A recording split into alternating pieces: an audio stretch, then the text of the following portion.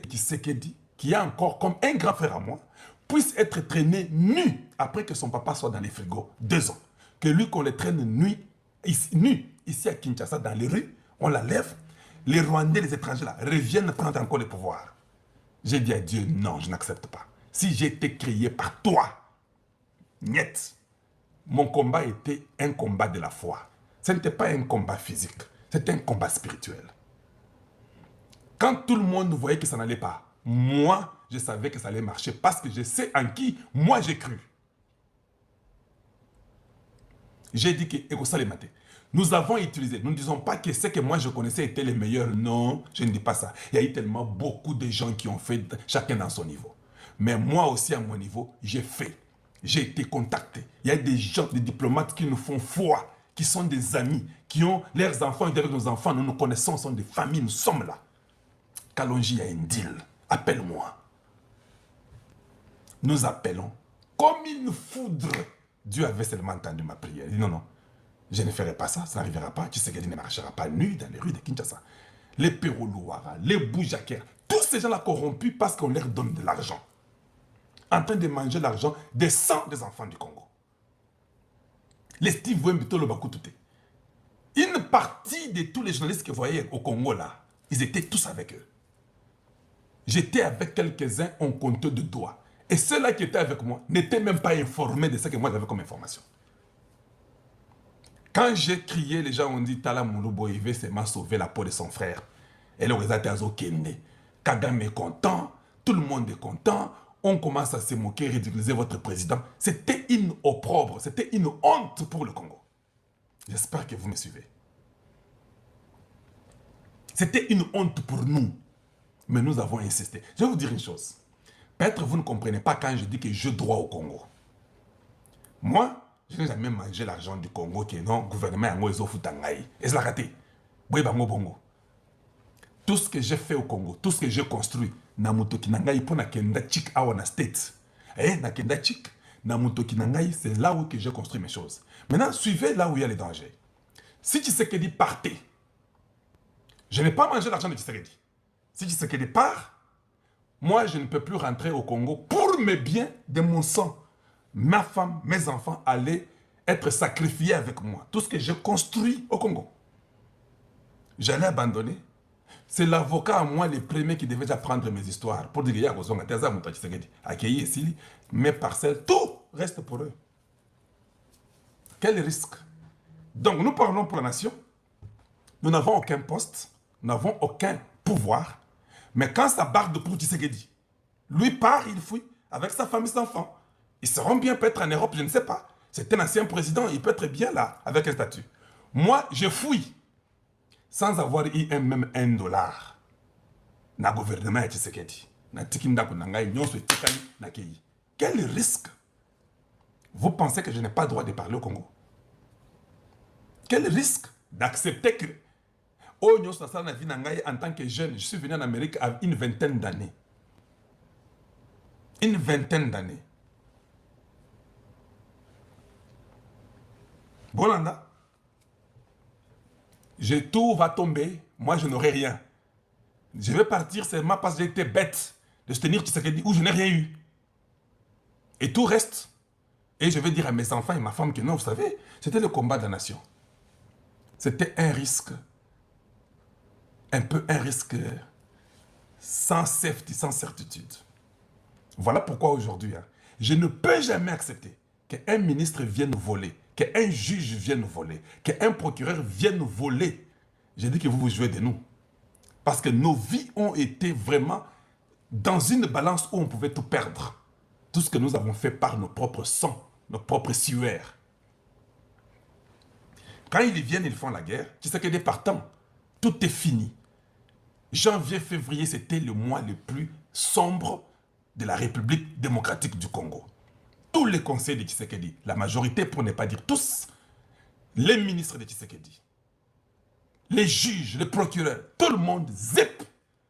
C'est moi, votre frère, qui vous parle, qui parlait, qui criait fort, qui continue à dire que Bitum Bessili, qui a cru. Même les gens de Kalonji TV disent non, dit Kalonji, papa. Toi, Ndagayo, tu es gentil, tu es sérieux, tu dis des choses qui arrivent, mais papa, Tikanayo. Mais ils ne savaient même pas pourquoi ils continuaient à m'écouter. Malgré qu'ils ne croyaient plus. Des Kalonji TV, je connais quelques-uns. Des Kalonji TV, bah, fervent à Kosakanate. Ceux qui ont touché Kalonji, bah, Bomiyo. Ils ont douté. Ils ont dit non, mais c'est fini, le pouvoir est parti. J'ai dit, niet. Nous sommes là, il y a un deal. La guerre est terminée. Le Rwanda a échoué sa dernière bataille qu'il avait de nous faire la guerre. Ils ont perdu et ils ont échoué.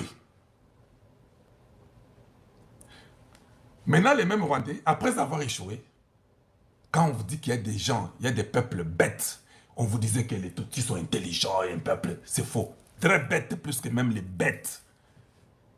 Ils vont faire une marche, après avoir pris l'arme, après avoir pris les drones, après avoir pris les hélicoptères, après avoir touché tous les espions qui étaient dans l'armée congolaise, dans l'administration congolaise, dans la police, tous, ils ont échoué de tuer Tshisekedi. Au lieu même de se cacher, tellement qu'ils sont bêtes et médiocres, ils vont faire une marche à Washington et partout dans le monde pour dire, oh, vous savez quoi? Oh, nous n'aimons pas le gouvernement Tshisekedi. Tshisekedi qui les protégeait là. Je vous pose la question. Même Dieu du ciel va vous laisser libre. Vous, les Banyarwanda, du Rwanda, qui proclamez que vous êtes Congolais. Dieu acceptera ça. Voilà pourquoi je viens encore vous annoncer, la Constitution va changer très rapidement comme si on buvait de l'eau. Il n'y a personne qui va intercaler ça. Parce que Dieu a vu vos cœurs, Dieu a compris que vous êtes des méchants, vous êtes la sémence de Caïn, vous êtes la sémence du diable, vous êtes la race des vipères comme nos aïeux, comme Jean-Baptiste l'a dit.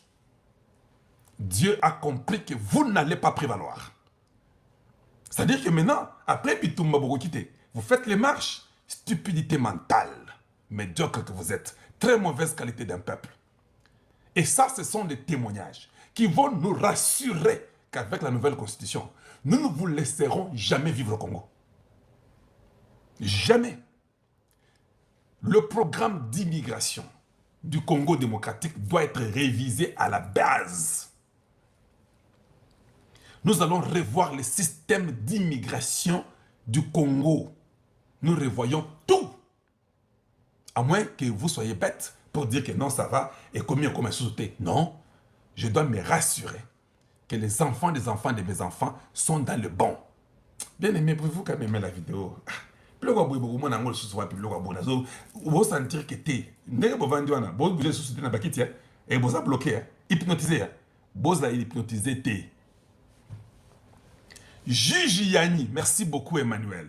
Akufa Nanko, Baboma Yakoboma. Nous avons des choses. Maître Mukendi wa Mulumba, Akufa Nanko, Baboma Yakoboma. Etienne Tshisekedi wa Mulumba, Akufa Nanko, Baboma Yakoboma. Nous étions seulement qui dit distrait. Maintenant, vous pensez que le système de l'immigration du Congo, on ne va pas les toucher avec la nouvelle constitution qui arrive. Après qu'ils aient échoué en tout et qu'ils aient perdu la bataille. Dites-moi, qu'est-ce que ces gens-là ont à voir encore avec le Congo? Vous faites la marche après avoir échoué la guerre. Il n'y a plus de négociation après avoir échoué la guerre. Votre place, c'est chez vous. Votre place, c'est la pendaison si vous restez au Congo. Parce que le Congo ne prendra pas all that bullshit. We're not going to take it.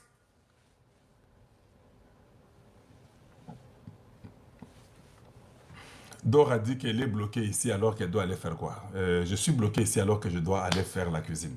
Dora, ceux qui osent moi c'est maman, nous avons encouragé Kende à la cuisine parce que c'est un problème.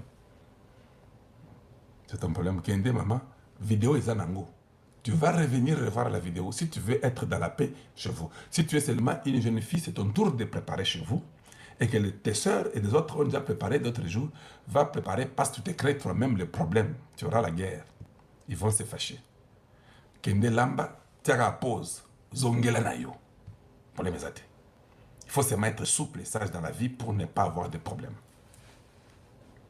Si tu as tes enfants qui doivent manger, va préparer pour les enfants parce que les enfants ne vont pas te laisser libre pour yoka vidéo. Ils vont venir t'embêter, ils vont monter sur toi, tout ça comme ça. Tu ne suivras même pas la logique. Jusqu'à ça, tu vas préparer. Ce que vous préparez va lier au lambeli mobile, au lambeli bandegonayo, et tout ça va bien. Tu viendras, tu prendras même ton verre au la vidéo calmement et puis tu partages à beaucoup d'autres personnes. Voilà, très simple. aimez la vidéo et partagez. S'il vous plaît. Quel est ce peuple-là, après avoir fait la guerre, utiliser la Russie, les États-Unis d'Amérique avec Joe Biden, a été utilisé pour déstabiliser le Congo démocratique? Bokokate. Vous avez dit la Russie, les armes en Chine, la Chine qui vole chez nous. Vous avez fait ça. Bokokate.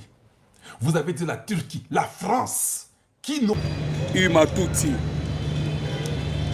Kagame, Museveni, ainsi que Paul Kagame jouent leur dernière carte. Ni nezali kolekana. Mbote na bino ba papa, mbote ba mama, mbote na bandeko nyonso ba congolais de partout. Oyo bozali kolanda biso na chaîne na bino, chaîne na biso, tozana esengo koya awa kobeta masolo oyo etali la République démocratique du Congo, mboka na bino mboka na biso. Ndeko congolais awa tokobete na bino masolo de sorte que bokoma na koyeba mboka euti wapi, eza wapi, ezokende wapi. Kaka na système ya buka lelo, lamba lelo, lia lelo. Alors tokobeta masolo, tokobimisa ba vérité. Oye bon mama qui ebimi, c'est qui? C'est le représentant na niveau des États-Unis d'Amérique, John Wilson. John Wilson abimisi par secret nyonso. Bandeko ba congolais ainsi que Stephen Miller. Voilà, ba kombo yangwana. Tokobeta masolo.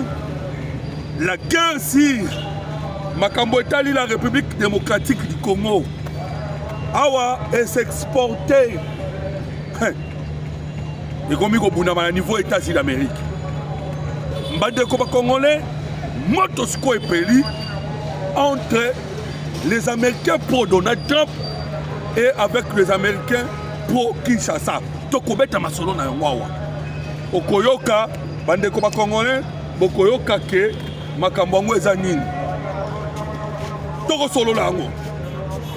Awa tokobeta lisusu lisolo.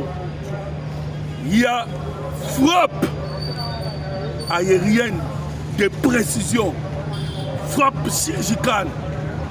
Ma frappe oyo et tout chacun cible. Tobeta lisolo nango. Tobeta ngo la kacha émission. Et vous allez comprendre pour Nanini, ba betami, parce que Kanyuka Leli. Kanyuka asali matanga. Alléluia, tozobeta la bino masolo bandeko ba congolais. Nakotangela yo document yango. Et okoyoka. Pourquoi Laurence Kanyuka Alléluia? Awa bandeko ba congolais. Toko solola et le monde a bino. Pour que vous comprendre la situation en Boka Congo. Pourquoi les États-Unis d'Amérique se sont retrouvés en Turquie? Pourquoi? Ah, tout le baba américain va aller en Turquie. Ma petit maçon en Turquie et le monde a signé Namokozamboka. Dès le retour, les Américains va aller aux États-Unis d'Amérique. Le président d'Aïchimi Azongi na Burundi, Mokonzamboka Félix Antoine Tshisekedi Tshilombo Azongi Congo, bandeko Mbalamoko Gika Bongo moi Janvita c'est directement retrouvé wapi na niveau ya Turquie. Ya wato koloba na kotangela bino oyo kasikoyo la machine de guerre, des équipements sophistiqués. Il y a dernière génération. Oyo na minute oyo, nous les possédons venant de la Turquie. Mamou Masobele Bandeko. Alors, j'aime partager l'émission. bongo oyoka la situation en mboka Congo kaka ndenge na uti koloba yoka sikoyo la frappe bongo oyo koyoka ba vérité sur la balkanisation a échoué. Yampire Matuti Nakata Mukili Mobimba est tombé. Yokana nous Kanu Kanenga Leling. L'AFCM 23 informe le peuple congolais, Yoka, Kolela, et puis je vous dirai qu'est-ce qu'elle est pas de sa salie. L'AFCM 23 informe le peuple congolais ainsi que la communauté internationale que les accords successifs signés entre Kinshasa et l'AFCM 23 ne constituent pour le régime de Kinshasa qu'un simulacre cynique qu'il piétine à sa guise. Balali qui accord tout ce qu'il a signé ça dans le côté. Pourquoi? Ce mardi 21 avril 2026, c'est hier, bande de combat congolais, parce que faut pour continuer qui. Ils disent les forces coalisées du régime de Kinshasa ont bombardé à l'aide d'un drone d'attaque CH4. Bande de combat congolais, je pense que Baouch Koyo Kaloras Kanouka Kolela. Alors, Nakozonga na Goma pour que Nabete Abino Lisolo. Pourquoi aujourd'hui les M23 n'arrivent pas à vivre à Goma? Bango tout bakimi. Nakozonga wana. Mais nini ekolekana au juste. Bande Koba Congolais, les problèmes eza weza nini. Problème eza que AFC M23 et longo na la France. Oyoka kitangu mama Karine Goucheta kufaki ezalaki l'objectif ya France. Bayi français balukaki ke na kati ya makambo oyo Kagame a obtenir le cessez-le-feu. Pourquoi? Parce que les États-Unis d'Amérique, assis à Pessi dans la République démocratique du Congo, bande Koba Congolais, tout ce qu'il faut pour mettre la fin à la guerre. Et la France a Yebiango. Et les équipements, il y a dernière génération autres dans Yango, bande Koba Congolais, allient inquiéter Bango. Alors, Boyo Kalisolo, par révélation Bimi, tellement que les Rwandais sont sous guerre. Tant que Kotaki, ma réunion Kotaki na niveau ya Addis Abeba, le président tout va Kendaki Addis Abeba, mais Kagame a Kendaki les États-Unis d'Amérique. Kagame a Kendaki les États-Unis d'Amérique, a Kendaki Kokutana, Nabaye Nyonso, il y a tout type power. Bande Koba Congolais, a Kendaki Kokutana Bango, pour leur dire que l'objectif fixé depuis Clinton, Yakokata le Grand Kivu, Yakokata Est de la République démocratique du Congo, peut installer l'empire Imatuti, et allez s'effondrer. Ça c'est Kagame, qui cocote ça. Réunion et le monde a membre de il y a tout type power. Alors, ben de Congolais, Obama Bazalaki, Clinton Bazalaki, Biden Bazalaki, Bango tout Tony Blair, nous allons soutenir la fondation ou bien Toloba et Kirina Bango a tout type power. Babi, il faut maintenant contacter Otto Benina Combo ya administration ya Donald Trump pour que Trump a la recul à Kagame libre. Je pense que bon a une photo à Kagame aux États-Unis d'Amérique. Dans le moment il y a l'Union africaine à côté qui est ensemble. Alors Bandeko, qu'est-ce qui s'est passé? Donald Trump voyant cela.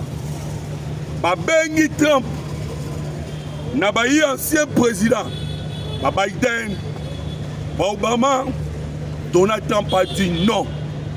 Ils ont contacté J.D. Vance. J.D. Vance a dit non. Bande de Congolais, c'est ainsi que Joe Wilson Azanani, c'est un député américain. A ABC Kagame, comme Donald Trump a dit non, la seule solution,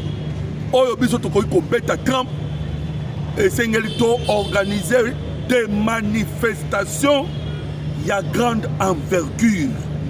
Alors, bande de Congolais, ndeba bandisco koningisa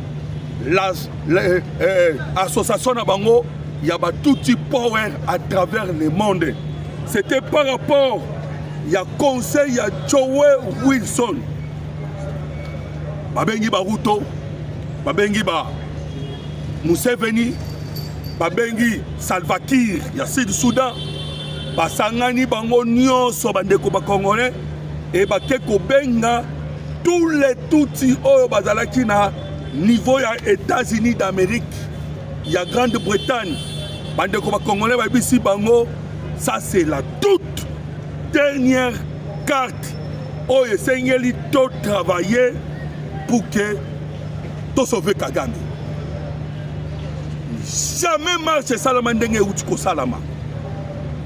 Monde mobimba na Uganda, na Kenya, aux États-Unis d'Amérique, en France, Grande-Bretagne, et bango tout, ce sont des Rwandais.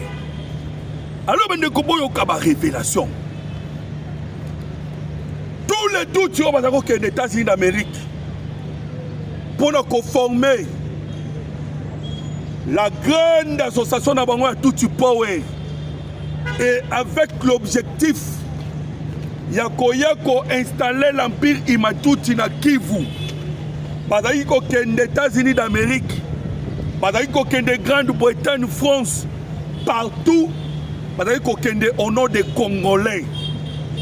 Alors que Badaïko outa la Soudan du Sud, Badaïko outa Ouganda, outa Rwanda, outa Kenya, et ce baken Amérique, Wedjukam, Congo.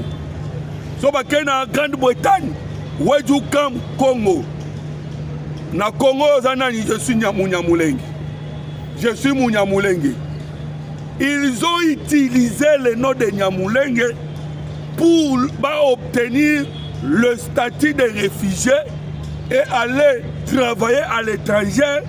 Na objectif, il y a qu'à soutenir les rébellions au Etikali et pour installer l'empire Imatuti. Alors, Bendeko, comprenez que plan Wanezaki a l'éloté, plan Wanezaki a depuis Kala. Ils ont profité de l'administration, il y a Bayi américain, donc on met solo, il y a Jimmy Carter. En 1980, Abimisaki une loi. Loi wana comme on a dit, programmation d'admission des réfugiés. Bappelle ça, réfugiés admis parce que les États-Unis d'Amérique, c'est un pays où on dit peine à réfugiés. Et voilà comme on sont réfugiés, pour permettre aux réfugiés. Et c'est Clinton qui a commencé avec cela. Comment achever ces projets-là? Et j'allais Obama ainsi que Biden. 120 000 Rwandais Tutsis se sont retrouvés aux États-Unis d'Amérique au nom de Nyamulenge. Bande Kuba Congolais. Voilà pourquoi Donald Trump, avant d'entrer comme président aux États-Unis d'Amérique, micro, alors quand je serai président, Nakota la likambu ya ba réfugiés congolais. Parce que lorsqu'on pose la question à Batutu, Wedjukam, la réponse est ça Congo. Wedjukam, Congo. Bandeko, les vidéos de Donald Trump à l'Obango Bouy. Parce que Trump est informé, n'a plus de balkanisation, n'a plus de koya kotia empire matuti na Kivu. Voilà pourquoi Trump a émis Kagame. Bobomi Mingi. Et c'est Trump qui a informé Oalebisi Mukili Mobimba que la guerre à l'est de la République démocratique du Congo est une guerre entre le Rwanda et la République démocratique du Congo. Au moment où Macron n'a jamais parlé du Rwanda. Oh, MF3, il faut qu'il dialogue, il faut dialogue, il faut dialogue. Et dialogue en égalani. Laissez l'Empire Matuti va continuer à dominer. Va dominer toujours la partie Est. Voilà un autre bengi yango bande ko congolais. Awa sikoyo ba vérité nous surtout ebimi. Nazo tangela bino boyo kabena ndenge député wana apesa kina Paul Kagame, je ne sais pas ce qui n'a pas retrouvé aussi vite parce que bande ko congolais a toujours ba bino ke tous les plans ont été batamaki na molili et bimi na poisa. Ba marché me tourner contre bango. Tellement que Donald Trump pas des informations. Il leur a dit clairement bah les Américains on vous connaît. C'est du théâtre. Kagame bimisa qui $250 000.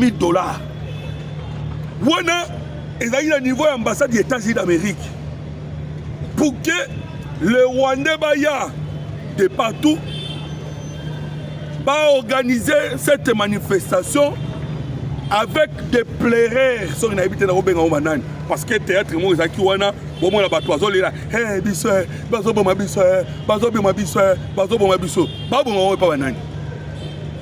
c'est nous qui avons perdu.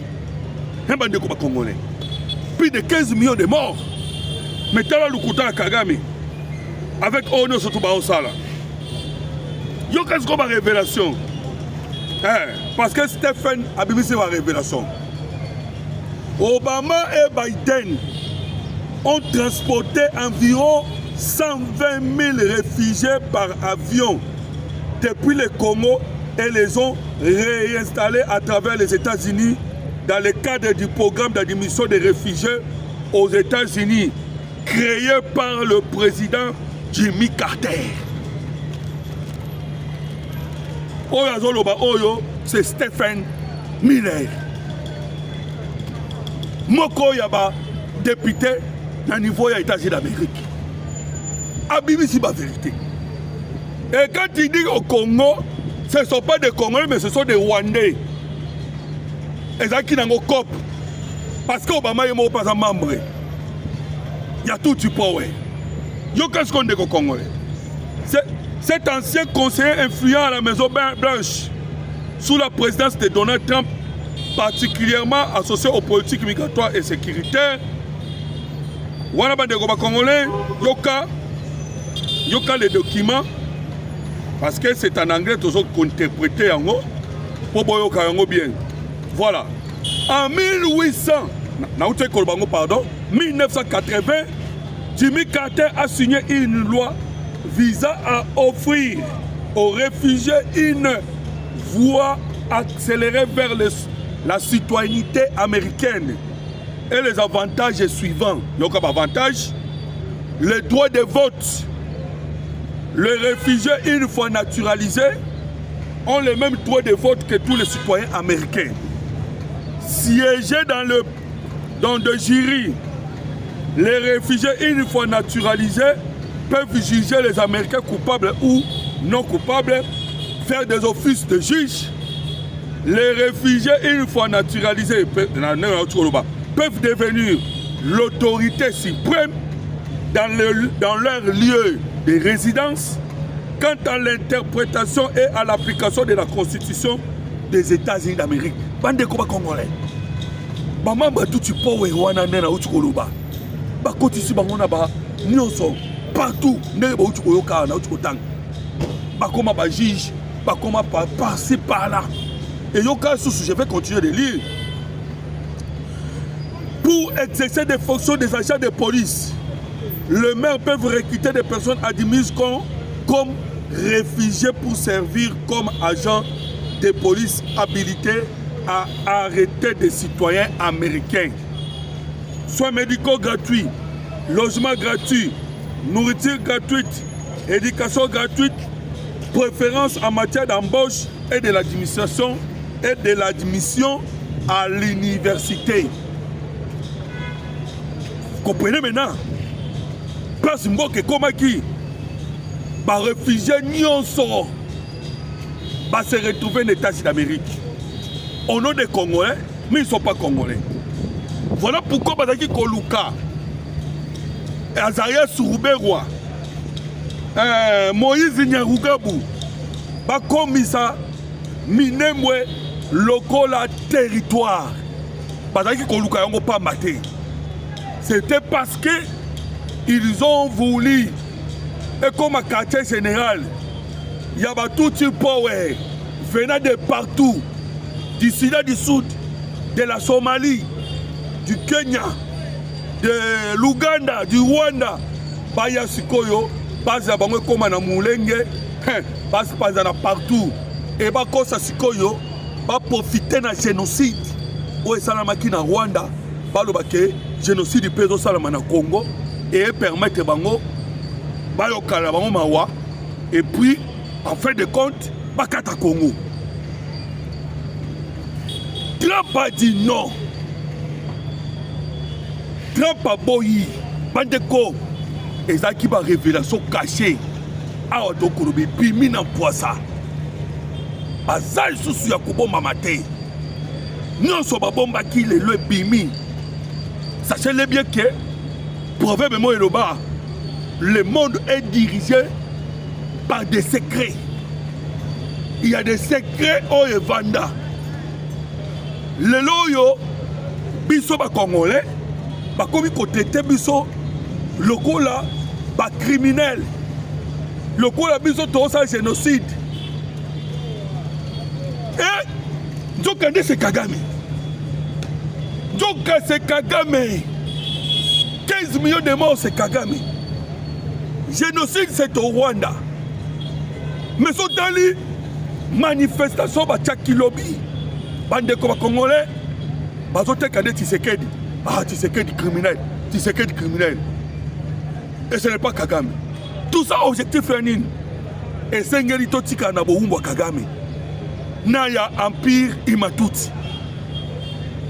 Organisation wana OESU, ESU Racine nango. Na Rwanda et États-Unis d'Amérique, partout. Misu na bango, ezali wapi, Kivu. Voilà pourquoi Emmanuel Macron, comme lui aussi, il participe à Yango. Ndeba qui Koluka, c'est le fait. C'est ça le fait qui Koluka, et ça un objectif. Balali Sabiso. L'empire s'est renforcé. Baya va continuer guerre. Une rébellion de Koba Congolais au Komona, remplie par étrangers. Par réfugiés, on a mokonde auto Komona à diriger Goma. Garçon, on a babenga na Kombo ya Willy Manzi. Il est Mokoya Empire Matuti. Et va vendre ici administration. Et va jouer un rôle de vendre cette administration et ça Kenya. Et puis Ouganda Pembeni. Voilà pourquoi Boyoka Kilobi. Auto Kobenga le coin comme Museveni. Museveni a mis 6 soldats armés un militaire. Oh, nous disons ceci, il faut qu'on rende comme ça fédéralisme na RDC. Est-ce que RDC ça bango? Donc ces gens-là se croyaient déjà que basi bakata pour na bango.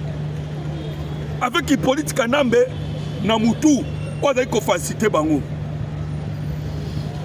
A étouffé armée na biso comme qui faible, pas des unités spéciales, armée mokoboé, azuba généraux comme ça bon homme d'affaires, balia kaba melaka, basala kanyo surtout bolingi, vous allez trouver ba généraux na biso mususu, awa to kolobande ba congolais, to commande 4 formes à soldats. Il y avait ces militaires hommes d'affaires. il y avait ces militaires traîtres, il y avait des militaires infiltrés. Nous sommes pas favorisés et que l'installation de l'Empire, il m'a tout fait ça là-bas. Et aujourd'hui, Trump a dit non. Voilà pourquoi ils sont tous soutenus Donald Trump. Mande Koba Congolais. Tous soutenir Trump ne peut pas mater.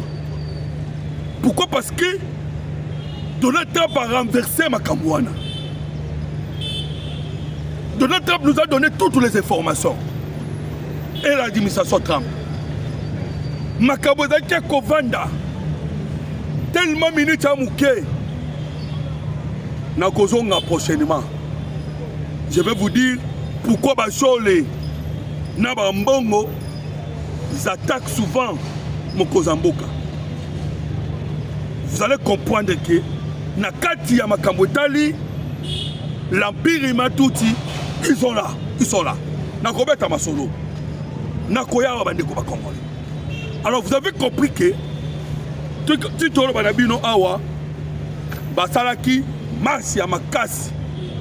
Et l'objectif de la marche à Makasi, c'est que Donald Trump. L'engagement pour neutraliser Kagame. Parce que le centre, le pays le plus proche, qui a facilité l'installation de l'Empire Imatouti, c'était le Rwanda. Et j'ai oublié de vous dire que même Burundi peut aller dans la carte de machine wana. Mais bravo à Évariste Ndayishimiye. Parce que Évariste Ndayishimiye, lui il a dit non. Habiter pas question. N'a pas dans le système wana te. N'a pas dans la route. Et le président Tshisekedi lui a convaincu. Et la détermination de Bandeko Wazalendo. Tellement ba perda ba papa, ba perda ba maman, bango balobaki ba kotikate. Alors vous avez compris que ils ont échoué. Les lorsqu'ils tolongo li ba traître, tolongo li ba infiltré. Maintenant nous avons parce que Bandeko, la colonne vertébrale en Boka c'est l'armée. Et la force d'une armée, c'est les renseignements. Et comment est-ce que beaucoup qui causent un renseignement fort lorsque vous êtes infiltré? Il y a moins de bravo. Na CNC. Pourquoi bravo na bango? Ils ont réussi. Il y a qu'on nettoyer. Il y a qu'on longola. Autobengi des infiltrés au sein des institutions. C'est ainsi qu'aujourd'hui, vous allez constater que Kagame est en difficulté totale, les bandits congolais. Je vous ai parlé trouble en Rwanda. Et trouble en Zayanine. Les lots troublés. Essence et matin en Rwanda. Je vais vous donner les chiffres pour que tout le monde soit du coloté. Carburant en Rwanda, est 1,4 $. Ah, Tozoloba est commis 2,1 $. Des Rwandais en colère. Nous colère et mon ami bien congolais. Je vous dis que les Hutus, il y a Rwanda, Bakolamuka. Et non pour pas ça un génocide cette fois-ci, parce que nous les conseillons de ne pas faire le génocide. Malgré que Kagame a provoqué Bango, parce que Kagame est en train de provoquer la République démocratique du Congo. Et le président Tshisekedi a cédé dans la provocation. A CDT. Voilà pourquoi nous disons, même Jean-Luc Abiyarimana a cédé dans la colère, a cédé dans la provocation à Kagame. Kagame d'ailleurs n'est même pas un Rwandais. Kagame n'est pas Rwandais. C'est un tout petit Outi Moussika. Et il est venu maintenant mettre du doublé. D'ailleurs il vient de l'Ouganda. Et après avoir comme en Ouganda, on a passé à Outaki. A qui contacte tout bien en Rwanda. Bande comme Congolais. Troublé. De 1,4 $ à 2,1 $. Vous comprenez maintenant? Situation économique en Rwanda. Et maintenant, beaucoup de ceux-là au bazalaki na Goma, parce que nous avons des témoignages. Nandenge ba copier Goma Bukavu, ainsi que les environs. Bandeko, pas assez d'état parce que nous avons les témoignages d'une maman. Où elle a vivre na niveau de la République démocratique du Congo. Si vous me permettez, commencez par d'abord pour aimer notre émission, pour partager et commenter ngai natangela bino bande ko ba congolais témoignage ya mama oyo na uti koloba na Est Congo. La souffrance au balali ko souffrir et pas ya ba Rwandais ndenge tangu nyoso ato koloba, ils viennent piller à l'est du Congo et ba même richesse nyoso mbongo nyoso bazo même na Rwanda. Et une maman a témoigné. Alors, bande ko congolais, je suis en train de chercher ces témoignages et nazo tangela bino tout de suite. Pour comprendre que Batouana a un objectif de pillage. Tellement va obtenir gain de cause. Voilà. Vidéo, Nazo Lukango a monité, mais du moins, ils allaient. Voilà. Je regrette de ne pas voir cela. Alors, maman, on a dit Kolobanine. Narotan, il a peut-être d'ici la fin de l'émission. Maman, on a Zolobanine. Maman, on a lobby. Le payage n'angélé commis trop cher. Lorsque le gouvernement congolais a qui place badaki kofuta 6 000 francs, bakomi kofuta 22 000 francs. Na rotation moko utomi balé. Place badaki kofuta 100 000 francs, bakofuta 400 000 na camion ya pondu, feuille de manioc. Bande koba congolais. Distance à Chacha Minova. Badaye ko futa 10 000 francs.